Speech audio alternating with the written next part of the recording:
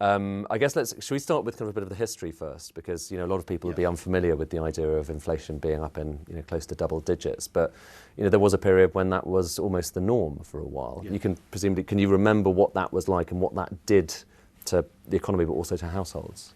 Well, really from the 1970s through until the early 1990s, inflation was something that people always talked about. Indeed, I think the best definition of getting away from inflation is when people stop talking about it. And sadly, today they are talking about it.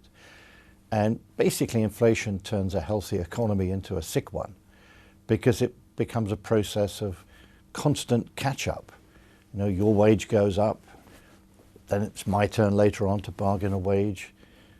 I start to think you're getting paid more than I am, then you think I'm getting paid more than you. It makes it very difficult for people to work out how expensive things are, whose wage is higher than somebody else's. And that makes it almost impossible for an economy to function because you don't know what the cheapest sources of supply or inputs are, what the cheapest kind of labor is, what kind of job to take.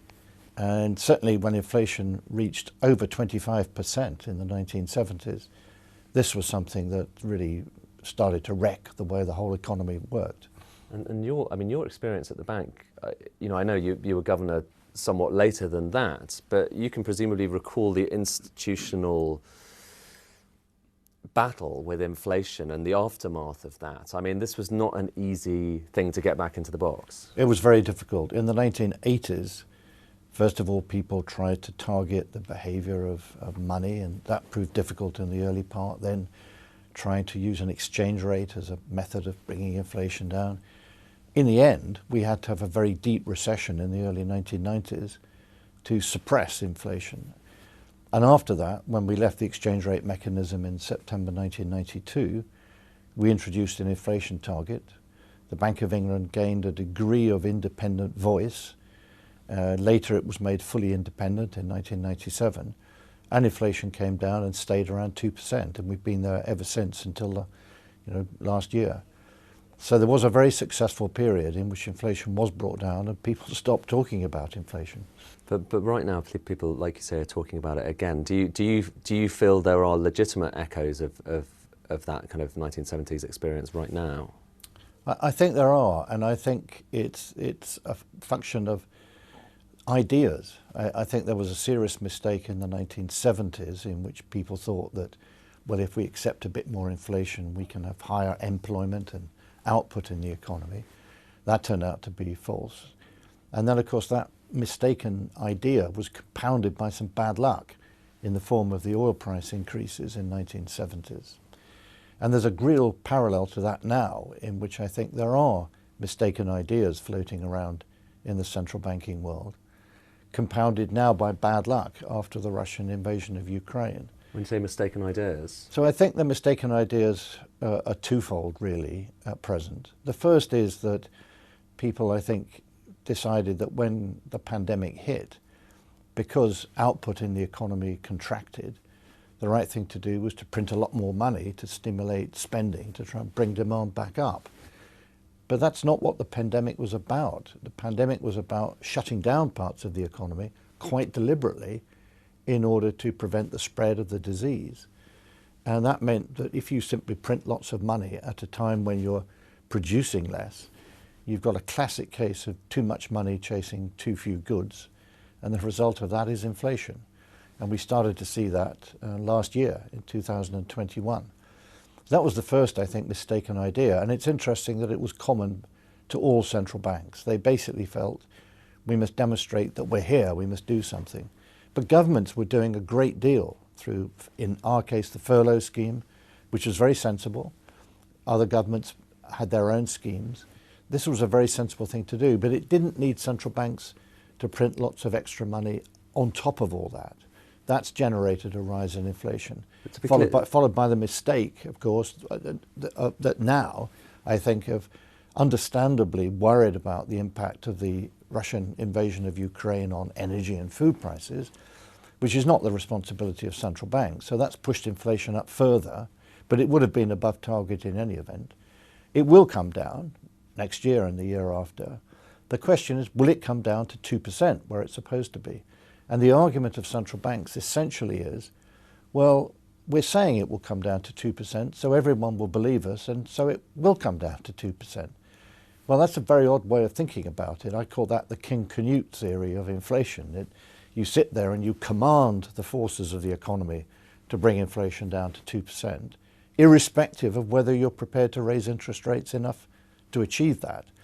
And I think the test will be, once we see towards the end of next year how far inflation has come down, central banks may need to do quite a lot more in order to ensure that inflation comes down from what looks like being double-digit level. It will come down, but will it come all the way down to 2%? And simply asserting that because the inflation target is 2%, then it will come down to 2% is not really enough. And most central banks have fallen into that trap, I think, of just believing that because they say it'll come down to 2%, we'll all believe it. And we'll set prices, and wage bargainers will all believe that inflation will be 2%. But why will they believe that when inflation is now close to double-digit level? That's the challenge, I think, and that's a risk. Do you include the Bank of England in that?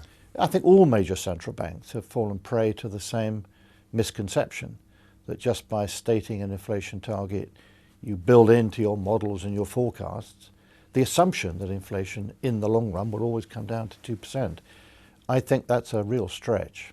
But the Bank of England was one of the central banks which did do more quantitative easing, more kind of creation of money in the wake of COVID. So presumably this criticism goes to them as well as the Fed. It applies to the Bank of England, it applies to the Federal Reserve particularly, and it applies. They just shouldn't have been printing that extra money. They shouldn't have been printing the extra money. What governments were doing was enough to deal with the consequences of COVID. And that, your point is, that has contributed to what we're now seeing in terms of the cost of living. Yes, and it's true. You can see it with all central banks, that they're now worried about inflation when they weren't before. And it's not all the result of the Russian invasion of Ukraine. And this was foreseeable, you think? Yes, it was foreseeable, because it was a mistaken diagnosis of what needed to be done with the pandemic.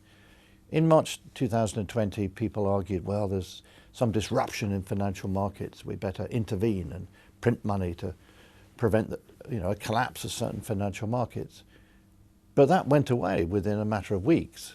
And at that point, you would have expected central banks to withdraw the support that they were giving. Rather than withdrawing it, they doubled down and did a lot more. And I think if you just print a great deal of money, it was most extreme in the United States, where the Federal Reserve printed money at a rate that was faster than at any point since the Second World War. After COVID? After COVID started, 2020, 2021. Their money supply held by businesses and households was growing at 25% a year. Now, you don't have to believe in a mechanical link between that and inflation, but you should be asking yourself the question, what do we think is going on here? If we keep printing money at this rate, what will happen? And the answer is obvious, you'll get inflation. But people have stopped thinking about it in those simple terms. And they've become obsessed, I think, with complex models, which can be helpful in some circumstances, but it's not a description of how the world works. And I think just asking the simple question, what is going on here, is a very important one to ask, because the pandemic was not like the sort of business cycles we'd seen in the past, where people lose confidence, stop investing and spending. You then cut interest rates to stimulate demand, to get back to where the economy can produce. That wasn't the position at all in the pandemic. The governments and households basically decided, well, we're going to stop functioning for a while. And once supply goes down, the worst thing you can do at that point is to increase demand, because there's a real imbalance between the two.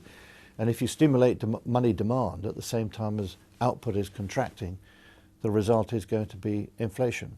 Now, the good news here is that they're not printing money at that rate anymore. Now. That stopped.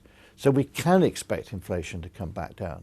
The real question, I think, is how deep will the recession have to be? And there will have to be a recession. I think well, who knows? We may get lucky. We may get lucky. Maybe there's a solution to the Russian invasion of Ukraine. The future's unpredictable. But if inflation doesn't come back down as quickly as central banks hope, and in particular doesn't come back all the way to 2%, but only to say 4%, then they'll have to tighten policy further. And the particular worry at present, of course, is that the labour market in Britain is very, very tight. Unemployment, lowest level for 50 years, more vacancies than there are unemployed people for the first time ever. Which is all good news in Which one it's respect. it's good news, but what it means is you can't expect the supply side of the economy is being really constrained. And this is, with that tighter labour market, with wages rising anywhere between 5 and 7% a year, with inflation 9% a year and predicted to go higher, interest rates of just 1% don't look as if it's going to be the vehicle for bringing inflation right back down from double-digit levels to 2%. But at the moment, markets are kind of, expecting, what is it, maybe 2.5% in the UK. Is your point that to you doesn't look like enough? Well, we just don't know, and I think it's a mistake to predict where interest rates will go. That's one of the mistakes central banks have made in the last 10 years, which is to try and tell us where interest rates will go. They don't know, and nor do we. So we have to be prepared for higher interest rates. It's just that if you want to give a very strong and clear statement that we are determined to bring inflation back to the 2% target, you need to do a bit more interest rates now to give a very clear signal that that's what you're prepared to do.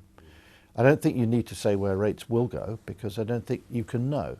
But you've got to signal that you're prepared to take whatever action is necessary. So what would you be doing if you were in the room? Well, I don't give advice to my successors, and I'm not going to do that. But nonetheless, I mean, for a very respected former central banker to be making these points, it's quite a serious point you're making about policy, here in the UK and elsewhere as well. Yeah, and there's a similar debate in the United States, where the Federal Reserve has come under a great deal of criticism for saying, well, we'll raise rates. Now they've changed their tune. They were going to raise rates by 25 basis points, each meeting. That could have left them still behind the curve a year from now. Now they may well make 50 basis points increases in successive meetings. My guess is that that's the minimum that's going to be needed to demonstrate strongly that you are really determined to bring inflation down, irrespective of what happens. Because the big lesson from the 1970s was that the two central banks that were the most determined to bring inflation back down in the 70s and took strong action to do so, the Bundesbank in Germany and the Swiss National Bank, not only were they more successful in bringing inflation down, they actually had the lowest recessions. By tackling inflation early, they prevented the need to keep raising rates in order to create a deeper recession, to stop an ingrained wage price spiral pushing inflation up. And that's what's most important. We've been through 30 years where people have got used to low inflation. They've accepted it. They've stopped talking about inflation. Unless we get back to that as quickly as possible, the risk is that people do start to worry about inflation all the time, and then wages are being pushed up, you get more industrial unrest, and you really need a deep recession in order to bring inflation back down. Let's hope we don't need to do that. That really is the 1970s. But that would be the 1970s. Now, we're not there yet, but it will need a very clear statement and signal by central banks to make sure that we don't end up there. One of the things that you're kind of pointing towards is that a lot of this stuff was there in the can before the Russian invasion of Ukraine. And actually it's true. I mean, energy prices, these price cap increases happened before that, even though a lot of people are attributing it to that. So is your point that part of the rise in energy costs, which is kind of the big force of momentum here, that this was partly caused by too much QE, too much momentum in the system? So I think it's very hard to work out how much was due to that mistake in monetary policy and how much was the result of specific factors. But what we're seeing now is inflation is spreading across the economy. It isn't just in one sector.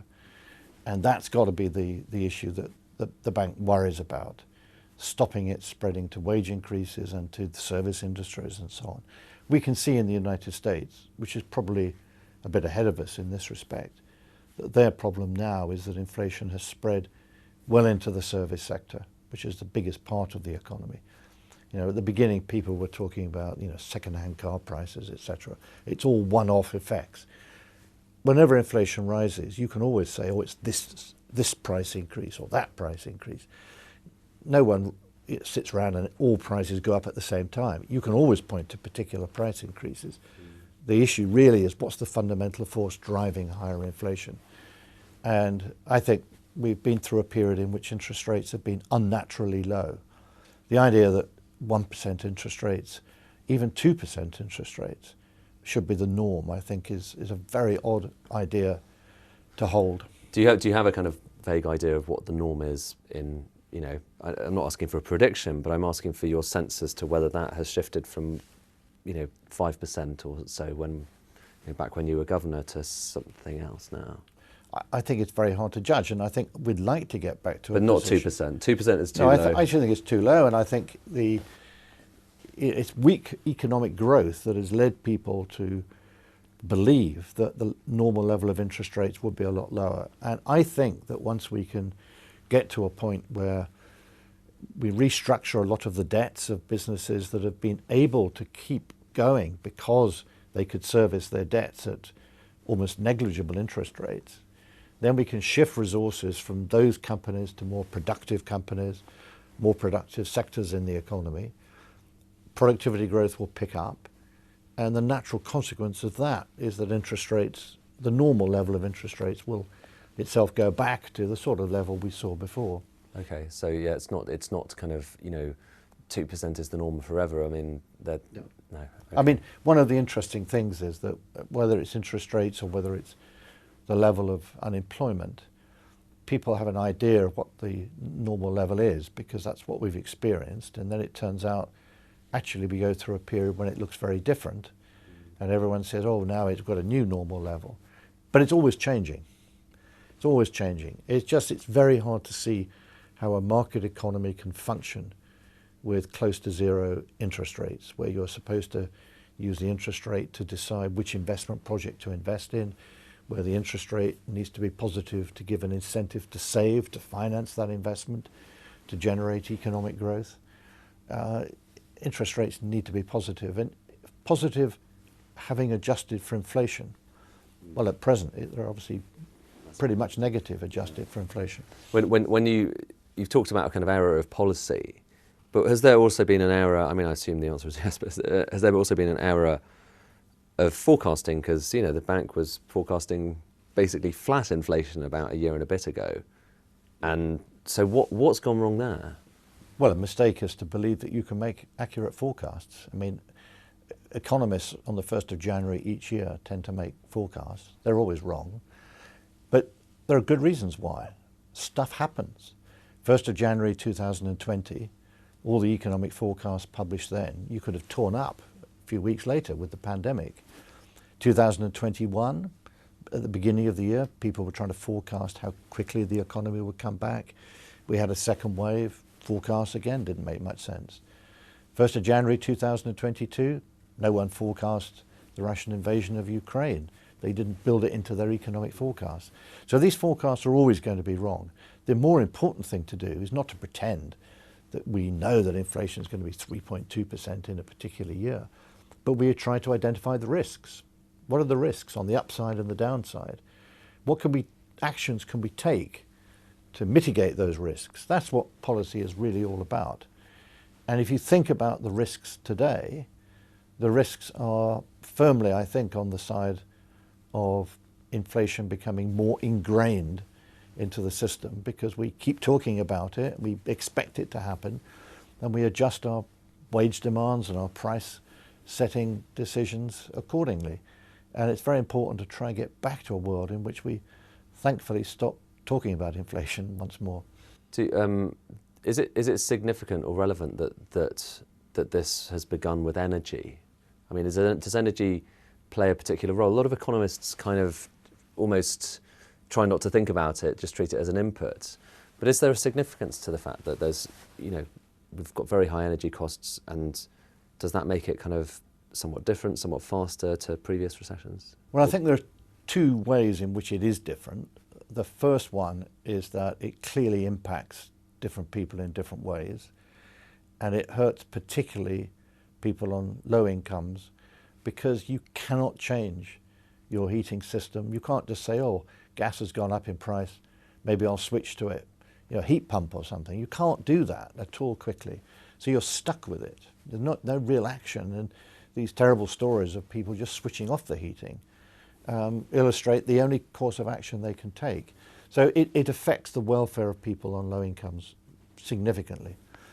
I think the second is a wider reflection of the same problem.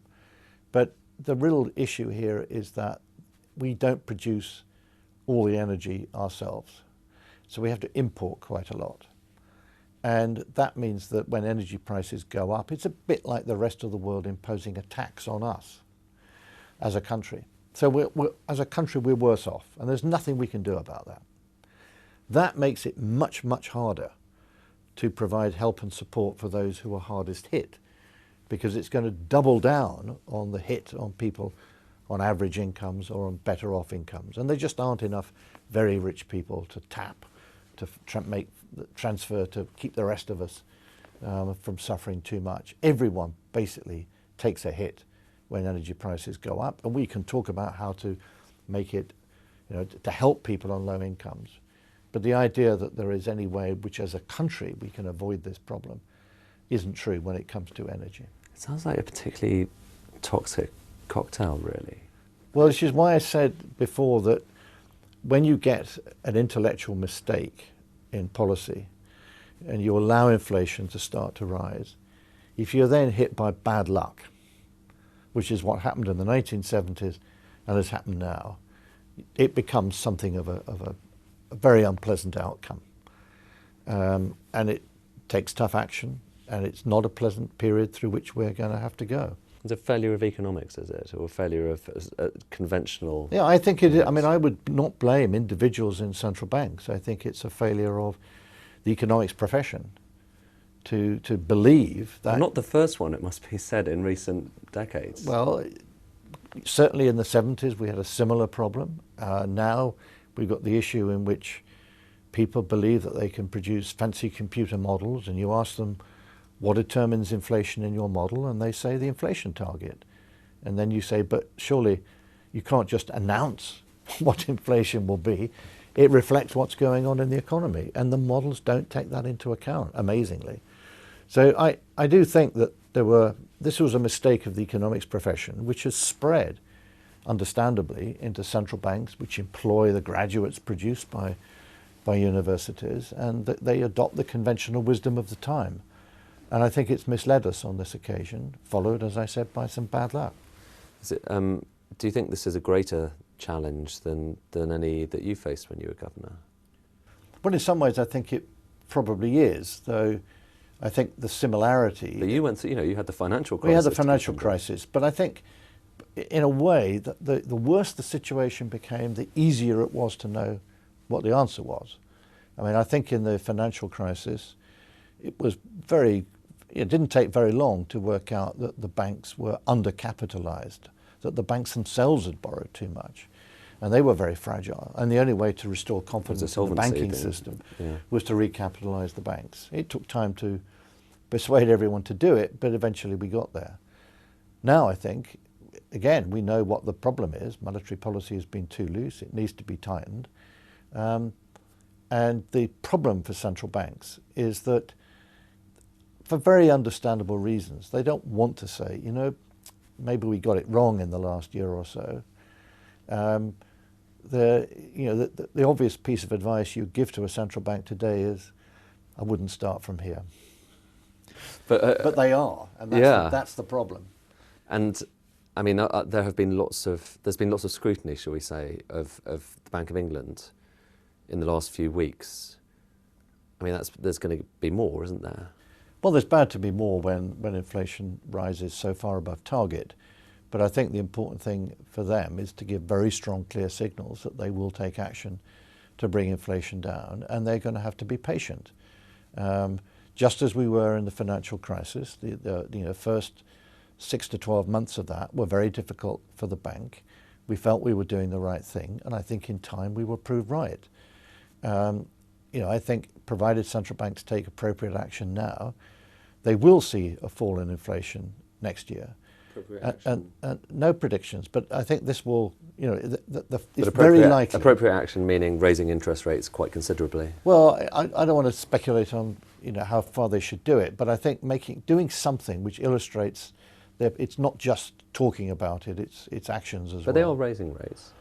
They're raising rates. The trouble is at present rates are so low relative to where they ought to be in order to have a chance of bringing inflation back down. And what I hope is that they just don't leave it too long, because then they may end up raising rates but at the wrong time. You know, this is the time to do it, not in 6 months, 12 months' time when we may be facing a much, you know, more difficult economic situation.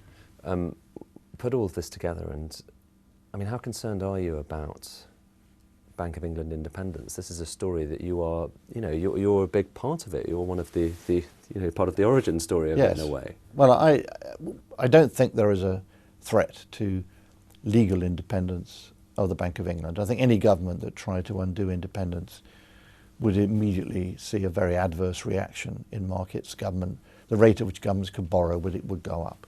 So I don't think that's a threat. I think what is most important now is that the bank has a very clear and simple narrative. I think don't keep it too complicated, keep it simple, which makes it easier then for governments to support and back the central bank. Do you worry though that you're, by intervening like this or making these points as you are with your reputation, that might then give those who want to knock the bank more ammunition to take them down? Well, let me be very clear. I'm criticising the ideas of the economics profession which have come to influence central banks. It's the ideas that are wrong. And I don't criticise individuals in it, because I think you can't blame them for going along with what is a conventional wisdom. What we need is a debate about the ideas behind all this. And I think that's what's important. And if we can change that narrative somewhat, I think it will be easier for the bank. Because as I said, if you look ahead, they're not printing money at a rapid rate now. So they have a good story to tell about where inflation is going and why it will come back to the target in due course. But they've got to have that simple narrative, I think, in order to retain the credibility which was built up over a long period since really 1992 and a lot further since independence in 1997, 25 years ago. Yeah, 25, this is the anniversary. So it's funny how I think at various anniversaries there's been a crisis that we've ended up talking about more than the successes of the past few decades. But if I look back at my time in the Bank of England, which I joined in 1991, I think there was a crisis every single year in some part of the world, which affected what we were trying to achieve. But by the way, are you passing this advice on, to colleagues at the bank? Well, I don't give advice in public, and whether or not I do it in private, I will reflect on it. I'm always there. They know how to get hold of me.